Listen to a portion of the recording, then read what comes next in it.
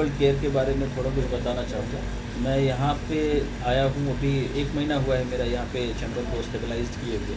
इससे पहले मैं सिलीगुड़ी में था। सिलीगुड़ी में मैंने अपना 15 साल सिलीगुड़ी को ही दिया। वहाँ पे मैंने काफ़ी अच्छा अपना फील्ड भी बनाया, अप्रोच भी अच्छा रहा, सब कुछ ठीक-ठाक ही रहा। फिर बाद में मेरा गाँव मेरा देश बोल के मैं यहाँ पे पटना आया हूँ। पटना में बहुत सारे लोगों को मैं देखता हूँ डिसेबल्ड हो गए हैं, डिसेबल्ड होने पे भी उनका ट्रीटमेंट का कोई समाधान यहाँ नहीं निकल पा रहा है। और भी कई सारे ऐसी चीज़ें हैं जिसमें कि उन्हें सर्जरी कराने का बहुत ज़्यादा देख रहा हूँ, सर्जरी की तरफ उनको ज़्यादा फोकस किया जाता है या फिर सर्जरी के लिए ही बोला जाता है यही आपका इलाज है। तो उन सभी चीज़ों के निदान के लिए मैं यहाँ पे आया हूँ ताकि उनको मैं सर्जरी से बाहर निकाल पाऊँ, सर्जरी से बाहर निकाल पाऊँ। अगर कोई विकलांग हैं तो उनको मैं ठीक से ठीक कर पाऊँ। अगर वैसे कुछ लोगों को मैं अपने बिहार में आके और बिहार के लोगों को ठीक करूँ तो मैं अपने आप को थोड़ा ज़्यादा अच्छा समझ पाऊँगा। इसी के लिए मैं एक्सपीरियंस कितना साल का? मेरा 15 इयर्स का एक्सपीरियंस है। 15 महीनों से आप पटना में हैं? हाँ, 15 इयर्स में लगभग मैंने 20 से 30 हज़ार से ऊपर केस देखा है, जिसमें स्लिप डिस्क, हेमरेज केस, जैसे ये स्ट्रोक का है, स्ट्रोक का केस, अर्थराइटिक केस, पार्किंसंस, बहुत सारे स्पोर्ट्स इंजरी का केस, ये सब मैंने बहुत ज़्यादा देखा है। देखने के बाद तब जब जिसमें कि मेरा ये 30,000 जो है, ये सिर्फ मेरा स्ट्रोक और स्लिप डिस्क का केस है। अदर केस को अगर लूँगा तो मैंने 1 लाख से ज़्यादा पेशेंट को देखा है अभी तक। अगर आप कोई काम करता है तो उसकी उपलब्धि होती है क्या आपके पास? कौन सा ऐसा कोई मरीज आए जो आपको सबसे पॉपुलर लगा, जो किए हों ट्रीटमेंट? वहाँ पे मैंने जो सबसे ज़्यादा किया केस, तो देखिए अगर स्ट्रोक का ही केस देखूँ तो स्ट्रोक में ही अलग अलग टाइप का फेज़ है। उसमें से कुछ क्रिटिकल भी मिल जाते हैं, कुछ ऐसे होते हैं जो आराम से 1 महीने के अंदर खड़े हो जाएँ, उस टाइप के भी केस होते हैं। तो इसी में से आप बोल सकते हैं कि कुछ जो क्रिटिकल हैं, जो नहीं चलने के लायक थे या फिर 2-2 साल 3-3 साल हो गया, जिनका कोई रिकवरी नहीं हो पाया था, उन जैसे केसों को मैंने फिर से प्रॉपर उसी ढंग में ला दिया जैसा वो पहले थे। क्या लग रहा है जो आपके पास कोई इलाज कराने के लिए आते हैं तो उनके लिए जो मिनिमम जो भी एक फी होती है वो सबसे पहले बहुत मतलब कठिनाई होती है, उसको लेकर के क्या कहेंगे? मतलब क्या अगर मैं जिनका भी ट्रीटमेंट करता हूँ जो कैपेबल हैं यहाँ देने में, ऐसे तो फी यहाँ पे मिनिमम ही रखा गया है। ओपीडी केस 500 पर डे का है, जो कि आपको अगर किसी अच्छे डॉक्टर के पास जाते हैं तो इससे कम में संभव भी नहीं है। और अगर वो मंथली बेसिस पे जाते हैं तो उसी को मैं 1200 में कंसिडर करता हूँ। उसके बाद अगर कोई ऐसा केस मिल जाए जो कैपेबल नहीं है पैसे के लिए, मैं उनके लिए भी ये बर्डन नहीं देता हूँ कि आपको इतना ही पैसा देना पड़ेगा।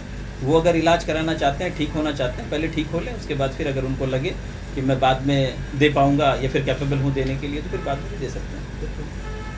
आपने कहा कि आपने काफ़ी केसेस देखा है, सक्सेसफुल रेशियो क्या है आपका?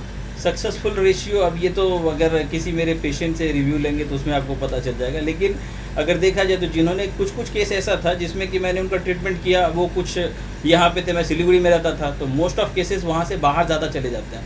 वो बाहर ट्रीटमेंट कराने के लिए ज़्यादा चले जाते हैं, फिर बाहर से वहाँ आते हैं, आके रहते हैं, कोई बेंगलोर में अपना जॉब कर रहे हैं या कुछ कर रहे हैं। तो उसमें से कुछ केस जो मेरे हाथ से निकल के वो बाहर चले गए अपने जॉब के पर्पज़ को लेके, तो फिर मेरा वो 1-2% आप बोल सकते हैं डाउनवर्ड, वरना मेरा 98% के अप्रॉक्स सक्सेस रेट रहा है। बिहार में आपका क्लिनिक है और जहाँ तक लोग जानते हैं कि बिहार में अच्छे क्लिनिक नहीं हैं, सारे केसेस बाहर चले जाते हैं, तो आपने कुछ ऐसे केसेस किए हैं जो बिहार में रुक गए?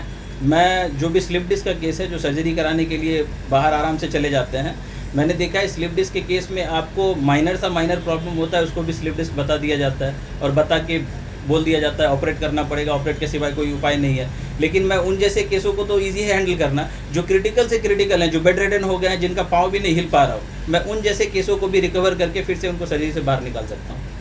जैसा आपका नाम ही है हॉस्पिटल का डिसेबल केयर सेंटर, मतलब नाम ही दर्शा रहा है कि आप क्या करते हैं। ये इलाज महंगा होता है कि सस्ता होता है? अगर देखा जाए तो अगर प्रॉपर इलाज हुआ तो आपके लिए वो बहुत ही सस्ता होगा। जैसे अगर कोई डिसेबल्ड है, उनका पाँव बचपन से बच्चे ही हैं, चल नहीं पा रहे हैं, तो उनको आप कितना भी दे दें, कितना भी पैसा खर्च कर दें ऑपरेशन में या किसी और चीज़ों में, मेन देखिए अगर स्लिप डिस्क का ही केस अगर लेते हैं, उसमें ऑपरेट कराते हैं, एक बार ऑपरेशन कराने में आपको लगभग 3 से 4 लाख रुपए खर्च लग जाता है। उसके बाद आपको ऑपरेशन के बाद भी आपको फिजियोथेरेपिकल ट्रीटमेंट का ज़रूरत पड़ता है। तो हम चाहते हैं कि जो भी हैं, आप जो सर्जरी करा के आप आते हैं फिजियोथेरेपी कराने, आप सर्जरी से पहले कराइए, तो आप देखेंगे कि 3-4 लाख रुपए जो आपका ऐसे लग गया सर्जरी के बाद, आपको तो उतना यहाँ बेयर भी नहीं करना पड़ेगा, उससे पहले आप ठीक होकर चले जाएंगे। तो उस अकॉर्डिंग देखा जाए तो फिजियोथेरेपी सस्ता होता है, लेकिन अगर ऑपरेशन करा लें उसके बाद आए कराने के लिए तो फिर उनके लिए तो महंगा ही हो गया।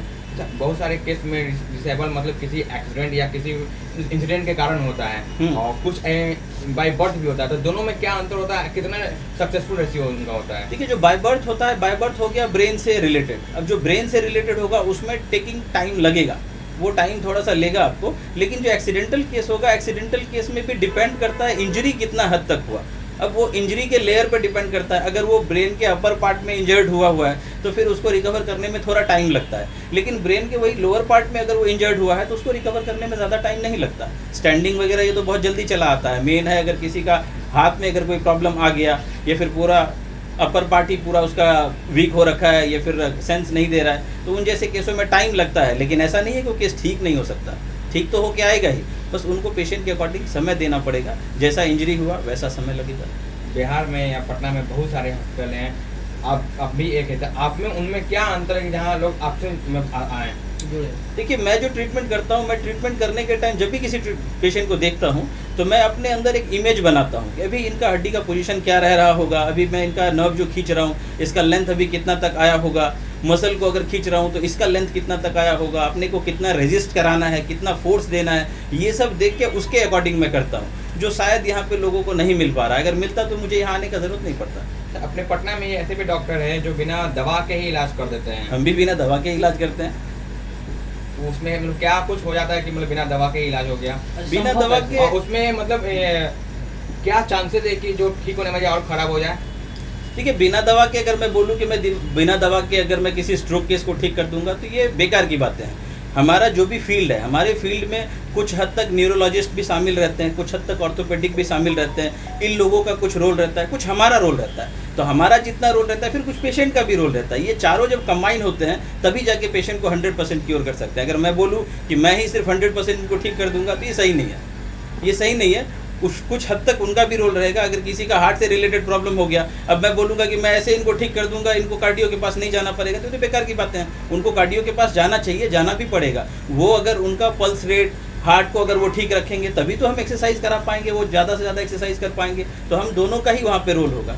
सिर्फ अगर मैं बोलूँ कि मैं ही 30 मार खान हूँ, मैं ही करा दूंगा, तो ये बेकार की बात है। बिहार में है, बिहार के लोगों को क्या मैसेज देना चाहते हैं? बिहार के लोगों को मैं यही बोलूँगा कि आप जहाँ भी ट्रीटमेंट कराते हैं, ट्रीटमेंट कराने पे थोड़ा मतलब उन चीज़ों को परखिए, सोचिए, समझिए, सोच समझ के ट्रीटमेंट कराइए। और जहाँ भी ट्रीटमेंट कराते हैं उनसे ये पूछिए कि आपने ये किया, ये किस कंडीशन में मेरा हुआ है, ये अगर हो रहा है तो मेरा किस कंडीशन में हो रहा है, इसके बाद जो होगा मैं कैसे ठीक होऊंगा। तो ये तीनों चीज़ों को पूछ के उसके बाद आप आगे बढ़िए। एक्चुअली कहाँ पर एक प्रॉपर एड्रेस के साथ अपने नाम के साथ लोकेशन बता दीजिए। ये मेरा जीटी डिसेबल्ड केयर सेंटर, ये कंकरबाग मेन रोड में सुदामा पैलेस जो कि महावीर नेत्रालय के ठीक बगल में है, उसी के पास आपको सेंट्रल बैंक ऑफ इंडिया मिलेगा। सेंट्रल बैंक ऑफ इंडिया के वो 3rd फ्लोर पे है, जहाँ पे आपको लिफ्ट फैसिलिटीज़ भी मिल जाता है, आप आराम से ऊपर आ सकते हैं। अगर आपको आने में कोई दिक्कत होता है तो हमारे यहाँ जो भी हमारे वर्कर होंगे, असिस्टेंट होंगे या हमारे जो भी फिजियोथेरेपिस्ट हैं, इन सभी में कोई ना कोई आपको वहाँ से ऊपर लाने में हेल्प करेंगे। नंबर मेरा नंबर 9933 98141, दूसरा है 914222799021। तो हमारे चैनल के माध्यम से जो भी दर्शक देख रहे हैं और आपके पास इलाज के लिए आते हैं, तो क्या कुछ उनके कुछ ऑफर्स रहेंगे?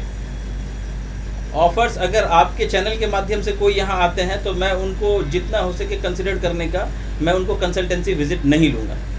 जो उनका ट्रीटमेंट कॉस्ट होगा वही उनको लगेगा। कंसल्ट करने में कुछ तो जाता नहीं। आप आइए, राय लीजिए, अच्छा बुरा यहाँ पे समझ लीजिए, समझ के फिर आपको जहाँ लगे ट्रीटमेंट कराने का आप करा सकते हैं।